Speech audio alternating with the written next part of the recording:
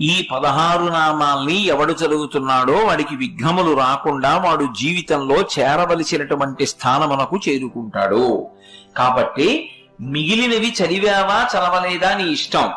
ఇది మాత్రం నీ కొరకు మాత్రమే కాదు, నిన్ను నమ్ముకున్న నీ కుటుంబం కోసం నువ్వు చదవాలి. నీకు చదవడం చేత కాకపోతే కనీసం ప్రతిరోజు ఇది చదవడం వచ్చిన వాళ్ళ దగ్గరికి వెళ్ళి చదవమని నువ్వు వినాలి. చెప్పి సుముఖశ్చైకదంతశ్చ కపిలో గజకర్ణకః లంబోదరశ్చ వికటో విఘ్నరాజో గణాధిపః ధూమకేతుర్గణాధ్యక్ష ఫాలచంద్రో గజాననః వక్రతుండ శూర్పకర్ణో హీరంబ స్కందపూర్వజః షోడశైతాని నామాని యప్పఠేత్ శృణుయాదపి విద్యారంభే వివాహే చ ప్రవేశే నిర్గమే తథా సంగ్రామే సర్వకార్యేషు విఘ్నస్తస్య న జాయతే. ఈ